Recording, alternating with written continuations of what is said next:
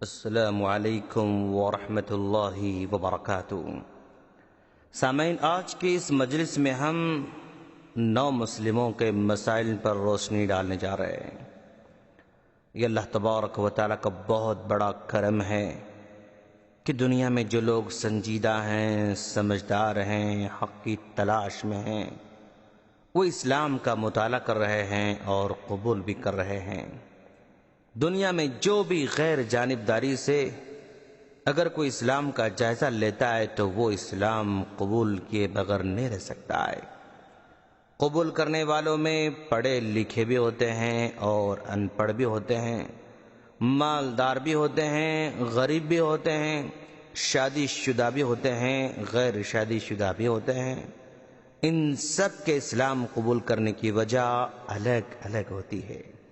کوئی مسلمانوں کو دیکھ کر قبول کرتا ہے، کوئی نماز کو دیکھ کر اسلام قبول کرتا ہے، کوئی اذان کو سن کر اس سے متاثر ہو کر اسلام قبول کرتا ہے، کوئی مسلمانوں کے اخلاق کو دیکھ کر، کوئی قرآن کا مطالعہ کرتے ہوئے، کوئی مسلمانوں کی تدفین کا طریقہ دیکھ کر اسلام قبول کر رہا ہے، اور کوئی نبی کی سیرت کو پڑھ کر۔ الغرض سب کی الگ الگ وجہ ہوتی ہے۔ جو بھی اسلام قبول کرتے ہیں ان کے مسائل بھی مختلف ہوتے ہیں۔ کچھ لوگ اسلام قبول کرنے کے بعد ایمان کو چھپا کر رکھنے پر مجبور ہوتے ہیں، اس لیے کہ وہ گھر چھوڑ کر جا نہیں سکتے، اپنے گھر میں رہتے ہوئے عبادت کر نہیں سکتے۔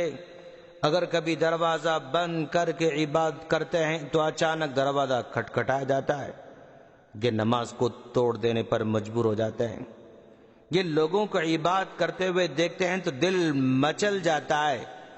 اگر عبادت کرنا ہی ہو تو کسی دور دراز مسجد کو جانا پڑتا ہے، چاہے ان کو کوئی پہچان نہ سکے۔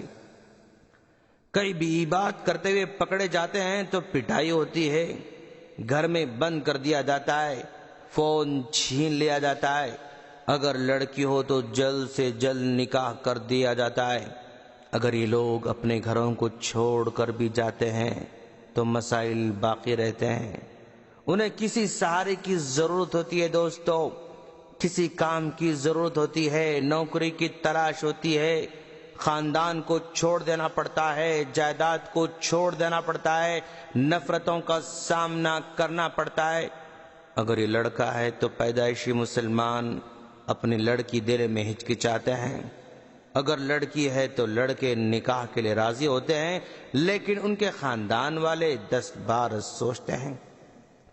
اگر کسی نااہل لڑکے کی قسمت میں آ جائے تو بیچاری کی زندگی کو عذاب بنا دیتا ہے، پھر وہ شوہر کے خاندان میں ایک اجنبیت ہی محسوس کرتی ہے، اپنے آپ کو کم تر ہی محسوس کرتی ہے، کیونکہ یہ جہیز لے کر نہیں آئی تھی۔ گھر کے سارے افراد کام اسی سے کرواتے ہیں، کیونکہ اس کے بارے میں کوئی پوچھنے والا تو نہیں ہے۔ گھر کی دوسری بہو کی طرح اپنا جائز مقام نہیں پا سکتی ہے۔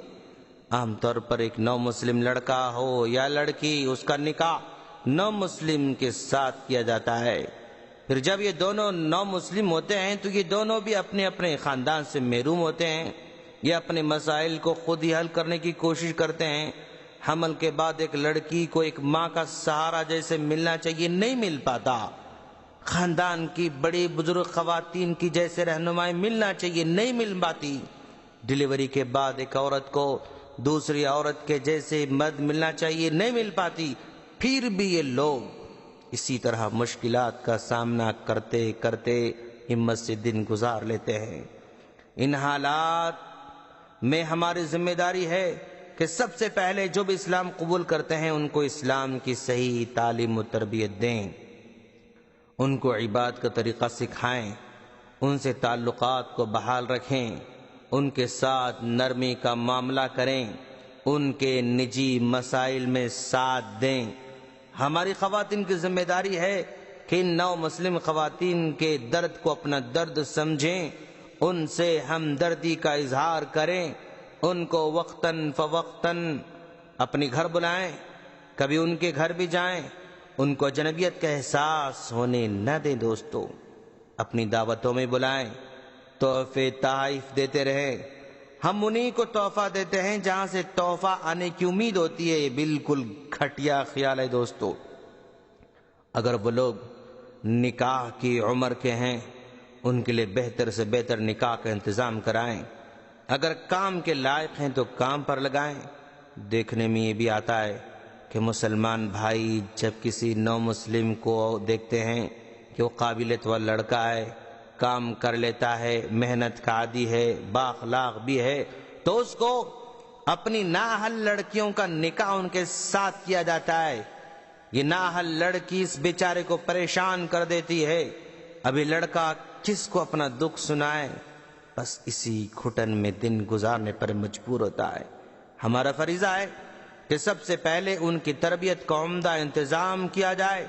اس لیے عام طور پر جب کوئی اسلام قبول کرتا ہے تو سب لوگ خوش ہوتے ہیں، گلے لگاتے ہیں، مبارکبادی دیتے ہیں، لیکن پھر دوبارہ کوئی پوچھ کر بھی نہیں دیکھتا کہ وہ کیا کر رہے ہیں، عبادت کر رہے ہیں یا نہیں، نماز سیکھا یا نہیں۔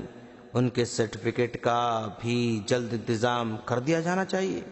سرمایہ داروں کو چاہیے کہ وقتاً فوقتاً ان کے حالات کا پتہ لگائیں، ان کی ضروریات کا خیال رکھیں، کاموں کے سلسلے میں بہتر رہنمائی کریں۔ جو اس میں وقت لگا رہے ہیں ان سے بھی تجربات حاصل کریں، ان کی بھی مدد کی ضرورت ہو تو بہتر انداز میں مدد کریں، ان کے لیے سلیبس تیار کریں، ماہر لوگوں کی خدمات حاصل کریں، بہتر سے بہتر معاوضہ دیں اور عمدہ سلیبس تیار کریں تاکہ ان نو مسلم بھائی اور بہنوں کی بہتر سے بہتر تربیت کا انتظام کیا جا سکے۔ ہم اللہ سے دعا کرتے ہیں کہ باری تعالیٰ تو ہم تمام کو ان ہمارے نو مسلم بھائیوں کی بھرپور مدد کرنے، ان کی تربیت کرنے اور ان کو اپنا سمجھنے کی توفیق عطا فرما۔ آمین۔ السلام علیکم ورحمۃ اللہ وبرکاتہ۔